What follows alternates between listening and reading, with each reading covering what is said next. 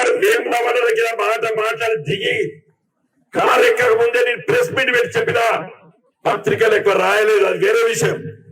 ఇది రాజ్యాంగ హక్కు, ఇది ప్రాథమిక రాజ్యాంగ సూత్రీకరణ, ఎవరు కూడా ముట్టుకోలేరు.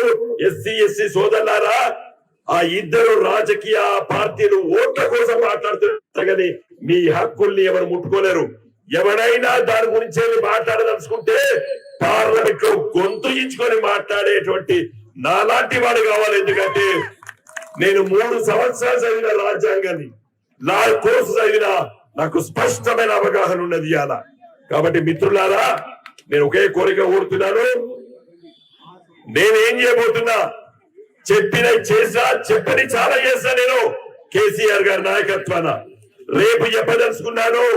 మన కడుపులో ఉంటేటువంటి పిల్లలు వేరు, వీళ్ళ భవిష్యత్తు కోసం ఆలోచించాలి. రాజకీయ నాయకులు వేరు, రేపటి గురించి ఆలోచించే రాజకీయ నాయకులు వేరు. నేను గాని, హరీష్ గాని, సతీష్ గారు గాని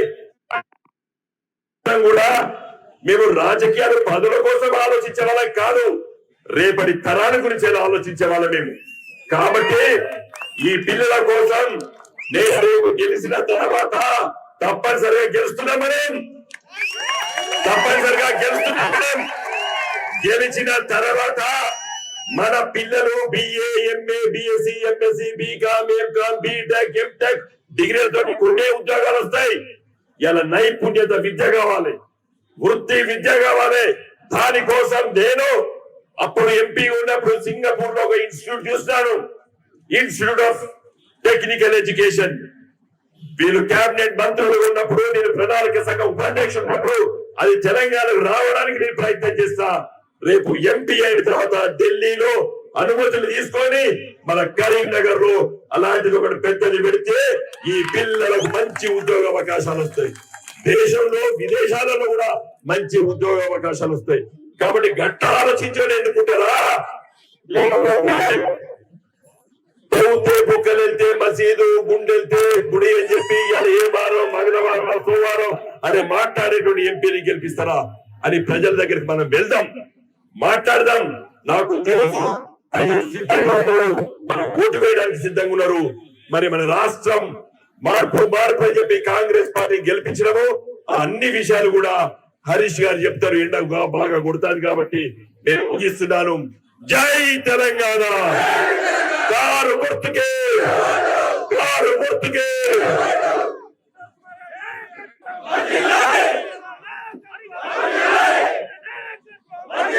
జై తెలంగాణ. గౌరవనీయులు మిత్రులు సతీష్ అన్న గారు, రజిత వెంకన్న గారు, వేదిక మీద ఉన్న పెద్దలు, మీ అందరి ఆశీస్సులతో ఖచ్చితంగా 600 మన కాబోయే కరీంనగర్ ఎంపీ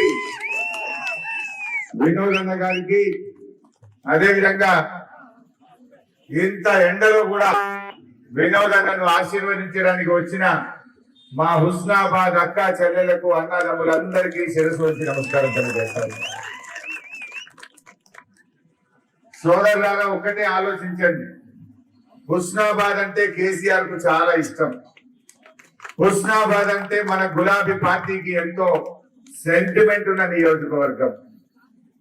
ఎప్పుడైనా ఎలక్షన్ ప్రచారం కేసీఆర్ హుస్నాబాద్ నుంచే ప్రారంభిస్తాడు. కేసీఆర్ కు హుస్నాబాద్ అంటే నమ్మకం ఉంటుంది.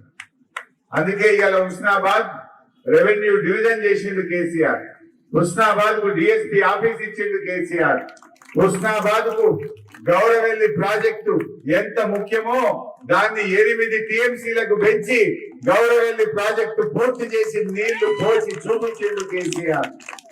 హుస్నాబాద్ కు 100 పడకల ఆసుపత్రి, మాతా శిశు సంక్షేమ ఆసుపత్రి శాంక్షన్ చేసిండు మన కేసీఆర్. మహాసముద్రం గండి కావాలంటే ముఖ్యమంత్రిగా స్వయంగా వచ్చి మహాసముద్రం గండిని పూర్తి చేసిండు మన కేసీఆర్. అట్లా ఎన్నో మంచి కార్యక్రమాలు మన కేసీఆర్ చేసిండు. దయచేసి నేను మీతో కోరేది ఒక్కటే, మా సతీష్ అన్న వినోద్ అన్న ఇద్దరు చేతల మనుషులు, మాటలు తక్కువ మాట్లాడతారు, పనిమంతులు. అందువల్ల వికాసం కావాలంటే వినోదన్న గెలవాలి, విద్వేషం కావాలంటే కాంగ్రెస్ బీజేపీని గెలవాలి. వికాసంతో మనం బతుకుతాం. బీజేపీ వాళ్ళు ఊర్లలోకి వచ్చి ఏమైనా ఒక మంచి పని చేసినామని చెప్తారే బండి సంజయ్. అరే గరీబులకి పని చేసినాం, మేము పేదల కడుపు నింపినాం, దళితులకు బీసీలకు ఒక మంచి పని చేసినామని చెప్తారా? ఏమనంటే చెప్పుకోవడానికి పథకాలు లేవు కనుక కొన్ని చిత్రపటాలు మాత్రం మీకు ఇంటికి పోయి పంచి ఉంటాడు. ఇంటికి ఒక చిత్రపటం అయితే వచ్చింది. ఎందుకు వచ్చింది చిత్రపటం? చేసిన పథకాలు లేవు కనుక, చెప్పుకోవడానికి చేసిన పని లేదు కనుక బొమ్మలు మాత్రం పంపింది. దేవుని బొమ్మలు పంపి పక్కపొట్ట వాళ్ళ ఫోటో పెట్టి ఓట్ చేయమంటుంది. నేను అంటున్నా, ఆ చిత్రపటాలు మీ కడుపు నింపుతాయా? ఆ చిత్రపటాలతో మన పిల్లల బతుకులు మారుతాయా? ఆ చిత్రపటాలతో మన జీవితాలు మారుతాయా? ఇలా కేసీఆర్ వచ్చినాక అవ్వ తాతల కింద 2000 పెన్షన్ ఇస్తే ఆ అవ్వ ఆత్మగౌరవంతో బతికింది. కరోనా వస్తే ఇంత 10 కిలోల బియ్యం ఇచ్చిండు, నెలకు 2000 రూపాయలు ఇస్తే కన్న కొడుకులు చూడకపోయినా పెద్ద కొడుకు కేసీఆర్ ఉన్నాడని ధైర్యంగా బతికింది అవ్వ. బిడ్డ పెళ్లి పెట్టుకుంటే మేనమామ సాయం చేయకపోయినా ఒక మేనమామ లాగా 1,00,000 రూపాయలు చెక్కిస్తే ఆ తల్లి ధైర్యంగా బిడ్డ పెళ్లి చేసింది. బిడ్డ కాన్పుకుపోతే ప్రైవేట్ దవాఖానలలో 50,000 60,000 ఖర్చు అయితే కేసీఆర్ గారు ₹1 ఖర్చు లేకుండా కాన్పు చేసి కేసీఆర్ కిట్ ఇచ్చి తల్లిని పిల్లను ఇంటి దగ్గర దించితే 50,000-60,000 ఒక్కొక్క కుటుంబానికి మిగిలినాయి. ఇలా ఇట్లా కేసీఆర్ గారు వచ్చినాక రైతు బంధు, ఇలా ప్రతి ఎకరానికి రైతు బంధు ఇచ్చినా లేదా కేసీఆర్? రైతు బంధు ఇచ్చినాక రైతులకు ధైర్యం వచ్చింది, రైతు బీమా వచ్చింది, బాయికాడ 24 గంటల కరెంట్ వచ్చింది. ఇట్లనేమో మన కేసీఆర్ ఏమో రైతుల కోసం, మహిళల కోసం, పేదల కోసం, దళితుల కోసం, గిరిజనుల కోసం కేసీఆర్ ఆలోచించండి. బీజేపీ ఏం ఆలోచించింది బడా బడా కార్పొరేట్ కంపెనీల కోసం ఆలోచించింది. బీజేపీ 10 ఏళ్ల హయాంలో 14 లక్షల కోట్ల రూపాయలు మాఫీ చేసింది. ఎవలకు? బడా బడా కంపెనీలకు మాఫీ చేసింది. మరి రైతులకు ₹1 మాఫీ చేసిందా? మా అక్క చెల్లెలకు, డాక్రా మహిళలకు ₹1 మాఫీ చేసిందా? మా దళితులకు 1 పైసా సాయం చేసిందా? మా బీసీలకు 1 పథకం తెచ్చిందా? బీజేపీ పార్టీ అనేది కార్పొరేట్లకు కొమ్ము కాసే పార్టీ, కర్షకులకు వ్యతిరేక పార్టీ. నేను రైతన్నని అడుగుతా ఉన్నా, 60 రూపాయల డీజిల్ 100 రూపాయలు చేసినాక నీ ట్రాక్టర్ గంటకు 4,000 రూపాయల కిరాయి పెరిగిందా లేదా?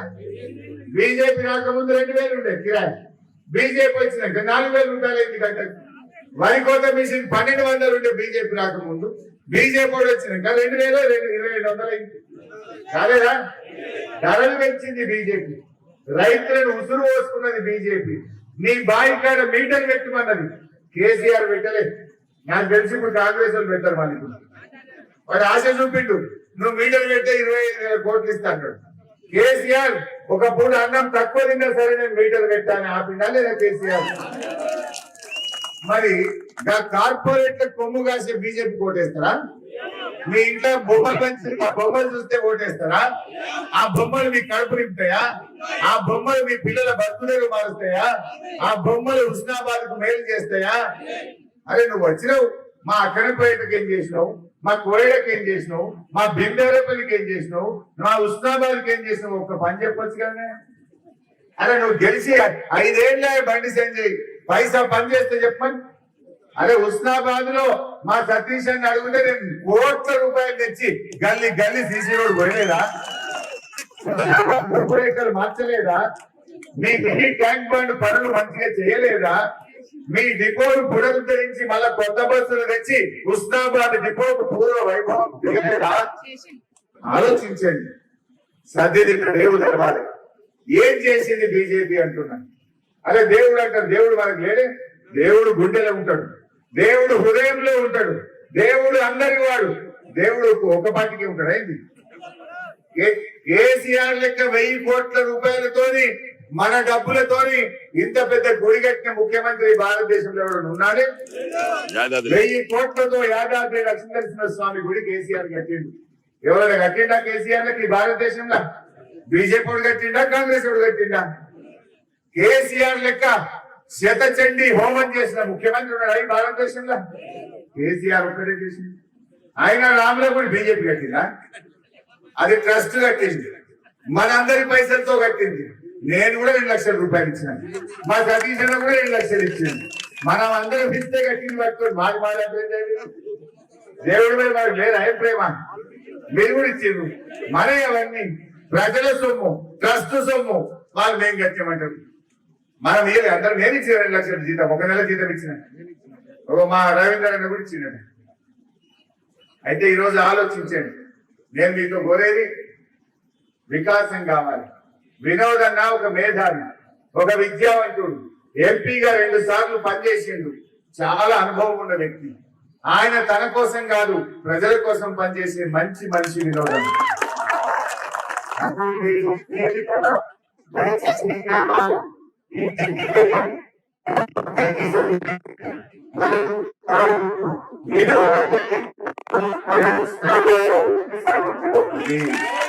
ఇలా హుస్నాబాద్ కు దగ్గరకు జాతీయ రహదారి వచ్చిందంటే వినోదన్న, రైలు వచ్చిందంటే వినోదన్న. తను తెచ్చింది తప్ప బండి సైజీ పైసా పనిచేసిందా? ఆలోచన చేయండి. ఇక కాంగ్రెస్ వాళ్ళ గురించి చెప్పుడు అవసరం ఉన్నదా? కళ్యాణ లక్ష్మి చెక్కు బౌన్స్ అయింది, తులం బంగారం తుస్సుమన్నది. నిన్న కళ్యాణ లక్ష్మి చెక్కు కూడా బౌన్స్ అయింది, తులం బంగారం తుస్సుమన్నది. నిన్న రాహుల్ గాంధీ మీటింగ్ తుస్సుమన్నది కాదే. జగన్ మేము రామంటున్నారు. నేను హైదరాబాద్ లో రాహుల్ గాంధీ మీటింగ్ పెడితే 30,000 కుర్చీలు వేసారు. 30,000 కుర్చీలు వేసి కూలర్లు పెట్టి ఫ్యాన్లు పెట్టిరు. 3,000 మంది రాని. రేవంత్ రెడ్డి రోడ్డు మీద పోయి బదిలాడు, లోపల రాని ఈయన పోయి బదిలాడితే కూడా వస్తలేదు. ఈయనేమో ఎండ కొడుతుంది, ఈయన 40 డిగ్రీలు ఎండ కొడుతున్నా, టెంట్ లేదు, ఫ్యాన్ లేదు. ఈయనేమో మీరు చెమటలు కాస్తున్నా, మీరు అందరూ నిలబడ్డారు. నిన్న సాయంత్రం ఎల్బీ నగర్ స్టేడియం లో కూలర్లు పెట్టి ఫ్యాన్ లేసి కుర్చీలు పెడితే రాహుల్ గాంధీ మీటింగ్ కు 30,000 కుర్చీలు అయితే 3,000 మంది రాని. అంటే ఏమర్థమైంది? రేవంత్ రెడ్డి లెల్లిపుట్టు పోయి రోడ్డు మీద దండం పెట్టులో పోయి లోపల రాంటున్నాడు. రాహుల్ గాంధీ ఇచ్చకపోతున్నారు. అయినా రాహుల్ గాంధీ ఏం చేయాలో అర్థం కాక గంట కూర్చున్నాడు బస్ లో. కూర్చొని ఎవరు ఎక్స్పెక్ట్ లేదని ఆయన 5 నిమిషాలు మాట్లాడితే అచ్చింది. అంటే దాంతోనే అర్థమైపోయింది కాంగ్రెస్ అంతా తుస్సు. ఎందుకంటే నీ 6 గ్యారెంటీ తుస్సుమని కదా. ఒక్కటని ఇచ్చిన చెల్లె ఏమన్నాడు? మొన్న ఎలక్షన్లలో మీ దగ్గరికి వచ్చి మీ పొన్నం ప్రభాకర్ మీ చేతులలో పట్టుకున్నాడు. రాగానే 2,500 ఇస్తాను అక్క చెల్లెలకు. ఏమైనా ప్రభాకర్ అన్నా 2,500 అంటే చేతుల్లో పట్టుకుంటు. అదే మొన్ననే వచ్చినాక అదే సన్నాయి నొక్కుతుంది. అప్పుడేమన్నాడు? ఇక రాగానే మళ్ళా 2,500 అన్నాడు. వచ్చిన 5 చెల్లెల కన్నా ఇవాళ మా చెల్లెళ్ళకి నేను ఒకటే చెప్తున్నా, ఎవరైనా కాంగ్రెస్ వచ్చి మిమ్మల్ని ఓటు అడిగితే ఇప్పుడు 5 నెలలే, 5 నెలలు నిండి 6వ నెలల పడ్డది. 5 నెలల పైసలు రావద్దా చెల్లెలకు? 5 నెలలు ఇంటూ 2,500 అంటే 12,500 రూపాయలు.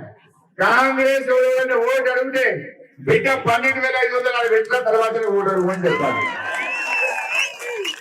కాంగ్రెస్ పార్టీ మా అక్కలకు చెల్లెలకు ఒక్కొక్కరికి 12,500 బాకీ పడ్డా దాన్ని ఇచ్చినాక మాట్లాడి మనం కొడుకులు వస్తాయి. మా అవ్వాతాతలు కేసీఆర్ 200 పెన్షన్ 2 చేస్తాడు, చేయలేదా? బరాబర్ ఇచ్చినా లేదా? ఏమన్నారు కాంగ్రెస్ వాళ్ళు? మేము వస్తే 4,000 ఇస్తాం, తెల్లారే ఇస్తాం, మళ్ళా నెలనే ఇస్తాం. పడ్డాయి చెల్లె? పడ్డాయావా? ఎవరిపడే ఉండే పడ్డాయా? 4,000 ఉన్నాయి పోతే ఏం పేరు బిల్లు? లక్షవా? 4,000 పడ్డాయా? లక్షవా? పడ్డాయా లేదా? మళ్ళీ మరి ఎవరు కూడా ఎత్తావు? నువ్వు కారుకెళ్ళి రేపు అసెంబ్లీలో కాంగ్రెస్ వాళ్ళు మెడల్ వంచి నీకు లక్షకు 4,000 ఎక్సెప్ట్ చేస్తాం. ఇప్పుడు అమ్మకు లచ్చమ్మకి ఎంత బాగా పడ్డట్టు కాంగ్రెస్ 5 నెలలు ఇంటూ 30 అంటే 10,000 రూపాయలు లచ్చమ్మ పట్టుకోండి. పథకాలు ఇచ్చినాకనే వచ్చి కాంగ్రెస్ పార్టీలో ఉంటారు కదా, అంతేనే కదా. ఇవాళ మోసం కాదా? ఎవరు ఇచ్చిపెట్టిందే కాంగ్రెస్? అక్క చెల్లెలకు మోసం, అమ్మలకు మోసం, రైతులకు మోసం, విద్యార్థులకు మోసం, నిరుద్యోగులకు మోసం, ఉద్యోగులకు మోసం చేసింది. ఒక్కరికన్నా మాట నిలుపుకున్నారా చెల్లె? ఏమన్నారు మీకు? కేసీఆర్ ఆడవిలో పెళ్లి పెట్టుకుంటే లక్షించిండు, మేము తులం బంగారం కలుపుతామన్నారు. కలిపి ఆడసలే తులం బంగారం వచ్చిందా? ఎవరికైనా వచ్చిందా? అదేందో ఏమో కాంగ్రెస్ వాళ్ళు కాలు పెట్టినాయన్న ఆ బంగారం కొట్టెక్కింది. మొదటిదాకా 50,000 తులం ఉండే, కాంగ్రెస్ వాళ్ళు వచ్చినాక 75,000 అయింది. అయిందా లేదా? తులం బంగారం ఎగబెట్టిండు, ధర మాత్రం పెంచింది. ఈ ఇంత కళ్యాణ లక్ష్మి చెక్కు బౌన్స్ అయిపోయింది. అయినా కాంగ్రెస్ కోటేద్దామా? వేద్దామా? ఇంకా వేస్తే ఉంచుతారా వీళ్ళు? అది కాంగ్రెస్ వాళ్ళ గవర్నమెంట్ అంతా రివర్స్ గేర్ లో నడుతుంది. ఎంత పోతుంది బయట ముంగట పోతుంది. కేసీఆర్ ఉండగా కరెంట్ మంచిగా వచ్చింది, కాంగ్రెస్ వచ్చినాక మోటార్లు కాలుతున్నాయా లేదా? బాయిల కాడ మోటార్లు కాలుతున్నాయి. ఒక్కసారి కాలితే 10,000 మీద పట్టలేదు. మరి కేసీఆర్ ఉండగా గాలి ఎట్లా, కాంగ్రెస్ రాగానే మోటార్లు కాలుతాయి ఎట్లా? ఇలా చేతగంతనం. వీళ్ళకి కరెంట్ ఇయ్యలేదు, వీళ్ళకి పని చేయలేదు. దావకాండ పోయి హుస్నాబాద్ లా మీ బిడ్డ కాన్పుకు మొన్నగా కేసీఆర్ కిట్ ఇచ్చింది, కాంగ్రెస్ వచ్చినాక కిట్ బంద్ అయిపోయింది. దావకాండ కేసీఆర్ కిట్ బంధు, బాయికాడ కరెంటు బంధు, కళ్యాణ లక్ష్మి చెక్కు రాదాయే. ఇదా కాంగ్రెస్ పార్టీ చేసింది? అయినా ఏద్దామా? ఏమన్నది ప్రియాంక గాంధీ హుస్నాబాద్ కి వచ్చి, మేము గెలిస్తే హుస్నాబాద్ లో మెడికల్ కాలేజ్ పెడతాం. వచ్చిందా మెడికల్ కాలేజ్? అన్ని అబద్ధాలే. ఈ రాహుల్ గాంధీ వచ్చిండు మొన్న వచ్చి అంటాడు, 2500 వేసినాం అక్క జిల్లాలో. వడయా ఏడు పైసలు వేసినా అంటాడు ఈ పుణ్యాత్ముడు. రేవంత్ రెడ్డి అబద్ధాలంటే ఆయన మించిపోయి రాహుల్ గాంధీ అబద్ధాలు ఆడుతుంది. ఆయన రాహుల్ గాంధీ కాదు, రామ్ గాంధీ అయిపోయింది, అబద్ధాల గాంధీ అయిపోయింది. అప్పుడు ఏమన్నాడు? ఇవో భారత మీద రాసిస్తున్నాం, నాది గ్యారెంటీ అన్నాడు. 50 గ్యారెంటీ 100 రోజులు 150 రోజులు వచ్చింది, 6 నెలల్లో పడ్డది. అయినా నీ గ్యారెంటీ దిక్కులేదా? ఇంకా నమ్ముదామా? అందువల్ల ఆలోచించండి. ఇప్పుడు దేవుని దగ్గర కొత్తపల్లి రాజేశ్వర స్వామి గుడికడ కూడా రాసిచ్చేది కదా, మేము రాగానే 6 గ్యారెంటీలు ఇస్తామని. రాజేశ్వర స్వామి ఊపుకుంటాడా? రాజేశ్వర స్వామిని మోసం చేస్తే ఊపుకుంటాడా? తప్పకుండా పోస్తాడు. పోసలేదా? దేంతో వేయాలి? ఓట్లతో వేయాలి కాంగ్రెస్ వాళ్ళని. ఇవాళ దేవాలయ నీళ్లు 5 ఏళ్ళు సతీష్ అని ఉన్నప్పుడు దేవాలయ నీళ్లు వచ్చినాయి, కాంగ్రెస్ వచ్చింది, దేవాలయ నీళ్లు హుస్నాబాద్ కు బంద్ అయిపోయింది. ఎస్ఆర్ఎస్పీ నీళ్లు కూడా చక్కగా వేరే. ఆలోచించండి, ఇంకా 4 రోజులు అయితే ఇంకెంత తిప్పలు పెట్టదో. అందువల్ల 2 లక్షల రుణమాఫీ జరగలే, 15,000 రైతు బంధు రాలే, వడ్లకు మక్కలకు 500 బోనస్ రాలి. అంతా బోనస్ అంతా బోగస్ అయిపోయింది, రుణమాఫీ ఆగమైపోయింది. అందువల్ల అందరూ కూడా ఆలోచన చేయండి. మన విధులను గెలిపిస్తే రేపు కాంగ్రెస్ వాళ్ళకి సురుకు పెడితే ఇవన్నీ కూడా అసలు హుస్నాబాద్ లో మీరందరూ కూడా ఈ పార్లమెంట్ ఎన్నికల్లో కాంగ్రెస్ పార్టీకి సురుకు పెట్టండి. ఏమీ పడితే కాంగ్రెస్ పార్టీలను పని చేసే వినోదలను వికాసం కోసం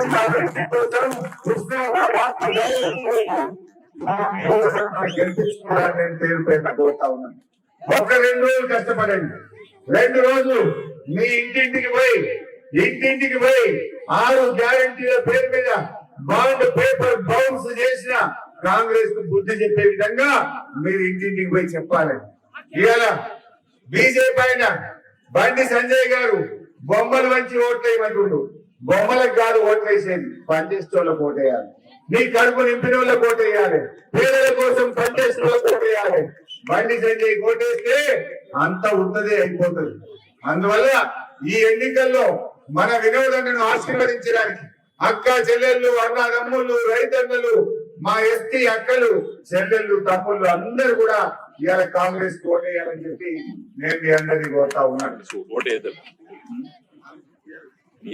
మన బిఆర్ఎస్ మన బిఆర్ఎస్ పార్టీ గుర్తు కారు గుర్తు. బిఆర్ఎస్ పార్టీ గుర్తు, బిఆర్ఎస్ పార్టీ గుర్తు.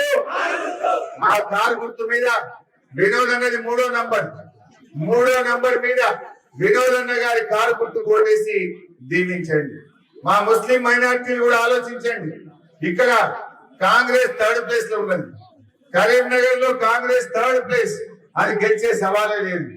మా మైనార్టీ, క్రిస్టియన్, ముస్లిం మైనార్టీ సోదరులారా, మీరందరూ కూడా మరి బీజేపీని ఓడించాలంటే కారు గుర్తు మీద ఓటేసి వినోదన్నను గెలిపించాలని కోరుతూ